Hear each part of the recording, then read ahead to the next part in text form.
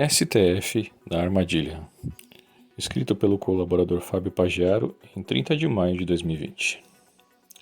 Penso que o STF caiu numa armadilha. O Congresso, que depende de votos para sobreviver ao que parece transferir-lhe em comum acordo o protagonismo da destituição de Bolsonaro. E os ministros da Suprema Corte passaram a acreditar que o destino batia as portas para salvar o Brasil do fascista genocida Bolsonaro.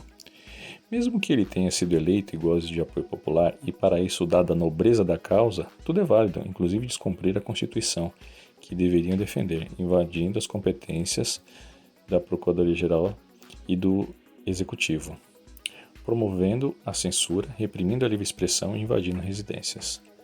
Os deuses do Olimpo jurídico, mais do que nunca, estão em plena certeza de que tudo podem e que resta aos brasileiros e ao Poder Executivo servilmente se lhes submeter. Inebriados pela crença na própria superioridade em relação aos mortais, como os Luíses de França, acreditam-se ungidos pelo direito divino e, portanto, intangíveis e inquestionáveis pelos mortais. Julgam-se todos e cada um deles como Luís XIV, o Rei Sol, esquecendo-se que também houve um Luís XVI, que se descobriu um réis mortal quando a guilhotina decepou-lhe a cabeça. Vivem numa caverna de Platão ideológica, totalmente segregados do povo. Povo este que, em grande parcela inaceitável, muitas vezes nem arroz e feijão tem para comer, quanto mais as lagostas e vinhos premiados naquela caverna e pagos pelo contribuinte. Suas canetas são armas muito mais poderosas que mísseis nucleares. Pensam. Bem mais poderosas, inclusive, que armas verdadeiras. Isso ficou evidente em 27 de 5 de 2020, quando Alexandre de Moraes, para mostrar o poder e ameaçar o executivo, manda invadir residências e intimar deputados para depor, todos ligados a Bolsonaro. Não foi um ato isolado, vem na sequência de atitudes semelhantes de Celso de Mello e do próprio Moraes nas últimas semanas, o que, obviamente, pressupõe apoio velado aos demais ministros. Ou seja, o STF está empenhado em mostrar ao Planalto que tudo pode e que irá atropelá-lo, e também que irá atropelar os militares. Isso demonstrado quando o decano ameaçou militares ministros da condução sob vara. Essas atitudes autoritárias e desproporcionais, contudo, colocaram a Suprema Corte em situação de elevado risco, pois a tomaram o centro de gravidade da crise. Se conseguirem se impor, como estão conseguindo, criarão condições legais por eles mesmos assim decididas para destituir o presidente e prender seus familiares e ministros. Por outro lado, como protagonista de direito e não de fato, o detetor de elevada rejeição popular, o STF, se confrontando e desobedecido pelo Executivo, está completamente desmoralizado e descobrirá somente que pode recorrer às Forças Armadas para impor sua autoridade. Sim, as mesmas Forças Armadas cujos generais são tratados pelos sábios e ilibados ministros como humilhantes.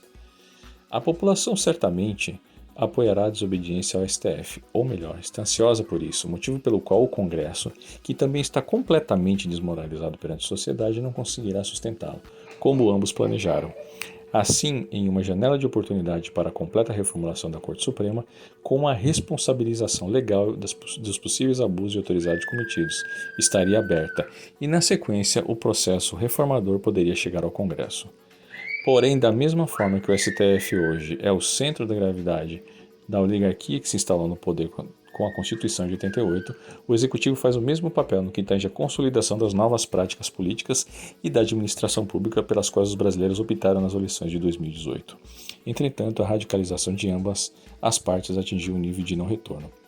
Quando Bolsonaro passar a faixa presidencial destituído ou legalmente substituído, Legislativo e Judiciário se permanecerão nos modelos atuais, articularão sua prisão de seus familiares e de seus colaboradores. Será instalada uma comissão da verdade informal. A oligarquia da nova república e Bolsonaro serão mutuamente excludentes. Se um existir, o outro não sobrevive, em função da contradição de interesses por eles entendidos como vitais. Essa oligarquia há muito, sabe-se disso, está colocando em prática as ações para a destituição do presidente que, pelas declarações de 28 de 5 de 2020 e de hoje, 30 de 5 de 2020, também já entendeu. Mas que se deve saber que, se demorar a agir, a população poderá perder o entusiasmo e passar a ver como um fraco e não como o Bolsonaro que elegeram para arrumar a casa. Nesse contexto, o STF se colocou numa armadilha, pois sua única opção é destituir um presidente com amplo apoio popular para ignorar suas determinações ou mesmo destituir seus ministros. Mas e o Congresso? Se isso ocorrer, talvez reste àquela casa escolher entre realmente abrir o diálogo com o Executivo ou seguir o mesmo caminho do STF. Aparentemente, as medidas que vêm sendo adotadas pelo STF em relação ao Executivo e seus aliados estão mobilizando a população para passar o Brasil a limpo. Mas ainda esta noite em que o presidente manifestou-se de forma firme nas redes sociais. Fábio Sampagiaro para o Vida Destra, dia 30/5/2020.